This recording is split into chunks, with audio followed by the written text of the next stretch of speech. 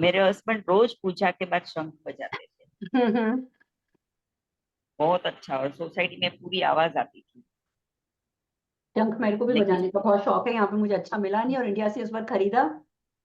और इंडिया, वहां मैं रामेश्वरम गई थी, वहां से खरीद के लेके आई स्पेशली शंख बजाने वाला। इतना अच्छा साउंड था, मेरी भाभी को पसंद लगा, कहती दीदी मैं रख लूं, मैंने कहा चल तू रख ले। यहाँ मुझे अच्छा मिला नहीं, इस्कॉन में शायद मिल जाए, इस्कॉन जाना पड़ेगा। एक चीज और बता रही हूँ, हम लोग जैसे भी हमने बात करी है कि हर एक हमारा जो धार्मिक कृत्य भी है उसके पीछे भी कोई ना कोई साइंटिफिक रीजन रहता है। आप बताइए कि पंडित जी जब होते हैं मंदिर में, वो एक हाथ से घंटी बजाते हैं और एक हाथ से जोत घुमाते हैं। आप में से कितने लोग इस चीज को इजिली कर लेते हैं? हमें करते हैं। हाँ कर आप लेते कर हैं लेते हैं? गुरुमा। हाँ हम भी करते कर हैं। हम्म? लेते हैं। हाँ। मतलब आप करके दिखाएं, कैसे करते हैं आप? जस्ट इमेजिन करके दिखाइए, घुमाइए हाथ। ये दोनों है ना गुरुमा, ये लाइक दिस। नहीं, विवाह का हाथ रुक रहा है बीच में। ये है ना, हाँ, अब विवाह का बिल्कुल ठीक चल रहा है, परफेक्ट। आप करिए शर्मा जी। ये है ना, ये घंटी बज रही है, ये हो रहा है। हाँ, लेकिन साथ में हमारा दूसरा हाथ उठ जाता है। लेकिन एक बात बताऊं, ये इतना ब्यूटीफुल चीज है, इतनी ब्यूटीफुल चीज है कि मैं आपको बता नहीं सकती। जब हम लोग, आप लोग जैसे कर रहे हैं, इट्स रियली वेरी ग्रेट। कि जब हम, बेसिकली आपने अगर कभी रिसर्च किया होगा कि हमारे दो ब्रेन्स होते हैं, right brain and left brain. हर इंसान का एक ब्रेन काम करता है, दो ब्रेन काम नहीं करते। लेकिन जो लोग दोनों हाथों से ऑपोजिट काम करते हैं, उनके दोनों ब्रेन काम करते हैं और वो सुपर इंटेलिजेंट हो जाते हैं। उनकी स्पिरिचुअल पावर बहुत बढ़ जाती है। ठीक है।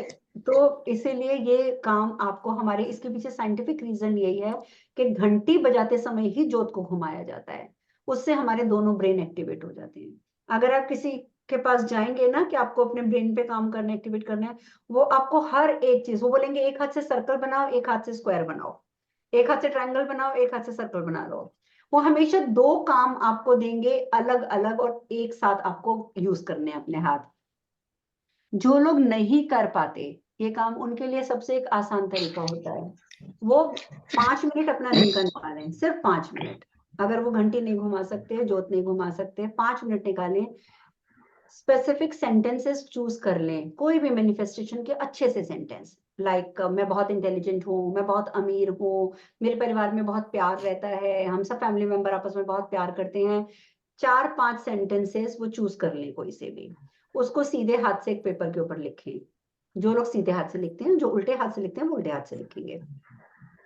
और वो लिखने के बाद आप उसी पेज पे या उसके नीचे सेम सेंटेंसेस आप उल्टे हाथ से लिखिए। ठीक है, या जो उल्टे हाथ से लिखते हैं तो वो सेम सेंटेंसेस सीधे हाथ से लिखिए। आप देखेंगे कि आपके ब्रेन एक्टिवेट होने शुरू हो जाएंगे दोनों। ये आप करके देखिएगा, सबसे आसान तरीका है ब्रेन को एक्टिवेट करने का।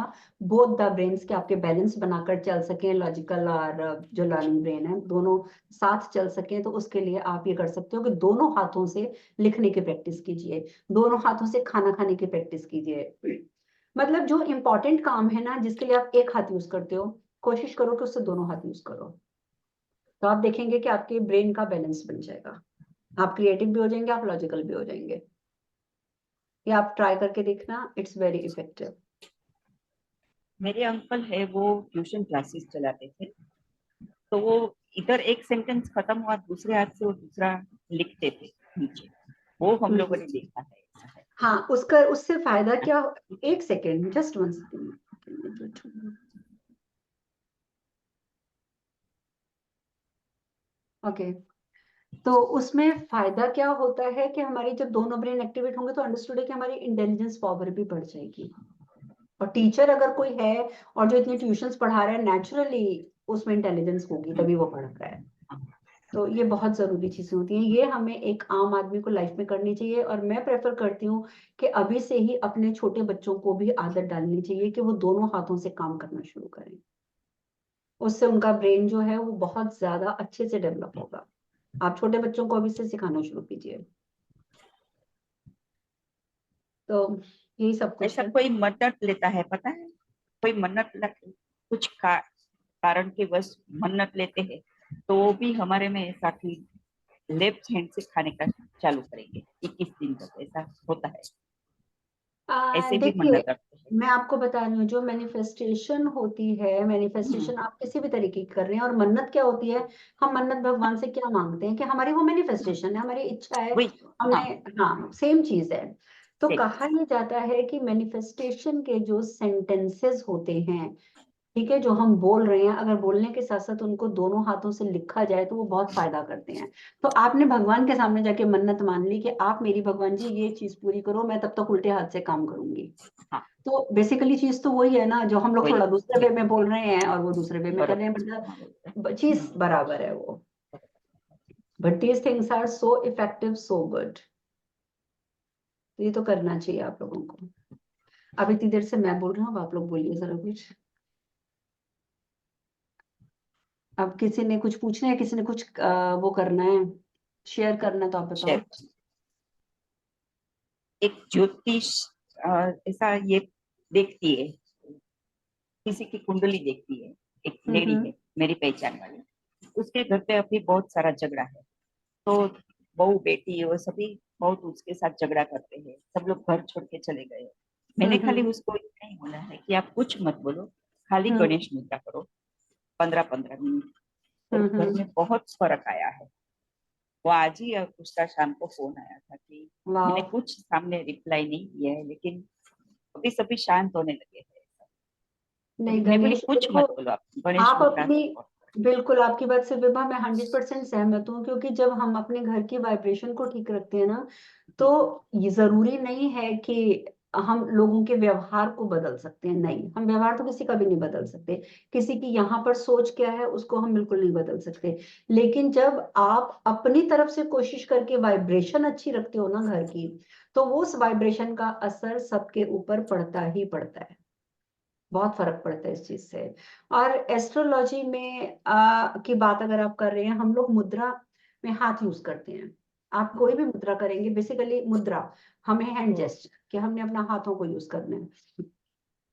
जितना ज्यादा आप हैंड जेस्चर यूज करेंगे, हमारे एस्ट्रोलॉजी में भी यही कहते हैं कि हमारे जितने भी प्लैनेट्स हैं वो सारे हमारे हाथों में हैं। यही कारण है कि ज्योतिषी जो होते हैं वो कहते हैं ये अंगूठी पहन लो, वो अंगूठी पहन लो, इस प्लेनेट को ठीक कर लो, उस प्लेनेट को ठीक कर लो। ठीक है, तो जब हम मुद्रा करते हैं तो ऑटोमेटिकली हमारे प्लेनेट जो हैं वो ठीक हो जाते हैं। और हाथों में सारे प्लेनेट हैं और हाथों से ही आप मुद्रा लगा रहे हैं। गुरुजी तो बहुत स्ट्रांगली इस चीज को मानते हैं कि अगर आप रेगुलर मुद्रा कर रहे हो, अभी पीछे कुछ गड़बड़ हुई थी मेरे साथ, शर्मा जी को तो पता ही है, खैर मेरी उनसे बात हुई थी, तो चाहे वो जिस भी वजह से थोड़ी सी गड़बड़ हुई कि निमंत्रणों को लेकर कुछ हुई, दो एनर्जीज कन्फ्लिक्ट कर गई थी, और बहुत गंदे तरीके से कन्फ्लिक्ट हुई थी, कि बिल्कुल मतलब मैं बेड पे चली गई थी, इतने गंदे तरीके से कन्फ्लिक्ट हुई थी। और तब मुझे गुरुजी को मैंने फोन किया और मैंने उनको बोला कि भी ये क्या हुआ है पूरा, मतलब बीमार भी मैं हुई, और तो और मैं ये दो जगह तिलक लगाती हूँ, दो जगह मुझे एलर्जी हो गई कि मैं तिलक भी नहीं लगा सकती थी, सिर्फ इतने से हिस्से पे माथे पे, इतने से हिस्से पे गर्दन पे, पूरी बॉडी में कहीं एलर्जी नहीं थी। तो जब ये इस तरीके की अजीब अजीब सी चीजें हुई, तो मैंने जब उनसे कांटेक्ट किया तो उन्होंने, जब वो पहले तो वो भी घबरा गए, कहते हैं क्यों हुआ ये, बाद में उन्होंने जब चेक किया तो कहते हैं कि कोई बात नहीं, आपकी एनर्जीज कन्फ्लिक्ट करी है। तो मैंने कहा कि अब उसको ठीक कैसे करूं, उन्होंने कहा तो ठीक करने का एक बात है कि मैं आपको स्पेसिफिक मुद्रा दे रहा हूँ, आप रोज वो मुद्रा करना शुरू कर दो, आपकी प्रॉब्लम ठीक हो जाएगी। और आप बिलीव करेंगे कि उस मुद्रा से ही मैंने अपनी सारी प्रॉब्लम ठीक करी, मैंने कोई मेडिसिन नहीं खाई है। बहुत बुरी हालत थी मेरी, लेकिन मुझे मेडिसिन की जरूरत नहीं पड़ी, मुद्रा से ही ठीक हो गया, मुद्रा और चैंट। अभी आप जब पद्म पुराण में आगे जाएंगे, अभी मेरे ख्याल से मैंने अभी आपको भेजा नहीं है, हाँ अभी आपके पास वो मेरे ख्याल से टॉपिक नहीं पहुंचा, जिसमें ओम अच्युताय नमः वाला जाप है। ओम गोविंदाय नमः, ओम अच्युताय नमः, ओम कौन से तीन, कौन कौन से नाम होते हैं, किसको याद है? ओम गो अच्युताय नमः, ओम ओम गोविंदाय अच्युताय नमः, नमः, ओम गोविंदाय नमः, ओम अनंताय नमः। ओम अनंताय नमः, तीसरा नाम ये होता है। Very nice Shilpa. तो क्या कहते हैं, ये चाप भी आपको अभी पद्म पुराण में आगे आएगा, आपके पास पहुंचेगा ये वाला टॉपिक भी। तो इसमें उन्होंने बहुत अच्छा बताया है कि जो लोग घर में बहुत ज्यादा बीमार रहते हैं, जिनके घर में बहुत बीमारी रहती है, वो खुद अगर ठीक है लेकिन उनके परिवार में भी अगर कोई ऐसी समस्या रहती है, तो इसका चैंट इजिली अवेलेबल होता है, मेरे ख्याल से यूट्यूब पे भी मिल जाएगा। तो आप उसका चैंट घर में चला के रख सकते हैं जब घर के सभी सदस्य वहां पर अवेलेबल हों। ठीक है, और आप अपने लिए भी इस चैंट को कर सकते हैं और आप किसी दूसरे के लिए भी इस चैंट को कर सकते हैं। ये पद्म पुराण में भी आया है पूरा। मैंने इस जाप के बारे में साउथ इंडिया के किसी पंडित जी से सुना था सबसे पहले, काफी साल पहले। तो तब मैंने किया भी था, तब तक मैं उनसे कनेक्टेड नहीं थी गुरुजी से, और मैं बीमार भी बहुत रहती थी। तो तब मैंने ये जाप किया था, और वो तो फिर धीरे धीरे मैं इस तरफ आ गई, तो धीरे अपने आप जाप छूट गए, दूसरी चीजें शुरू हो गई, उसमें मैं उलझ गई। लेकिन बेसिकली ये चीज उन्होंने पद्म पुराण में कही है कि अगर आप ये जाप करते हैं, ये भगवान के इन 3 नामों का, वो कहते हैं कि विष्णु भगवान के ये 3 नाम सबसे प्रमुख नाम हैं भगवान विष्णु के, गोविंदाय, अच्युताय और अनंताय। तो ये जो 3 नाम है, इसमें आप सुनेंगे, मैंने उसमें रीड किया है कि उसमें उन्होंने स्पेशल कहा है भगवान ने कि इन 3 नामों के आगे ओम और पीछे अगर आप नमः लगा देते हैं, तो ये जाप करने वाले को, जैसे अश्वनी कुमार हमारे वैद हैं, जैसे कहा जाता है, 1 second, Amen. Why are you joining this now, बच्चा?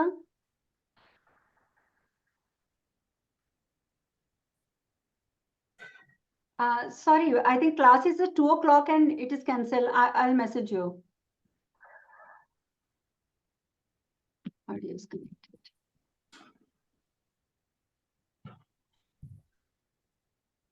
Give me 1 second, please. Recording बंद कर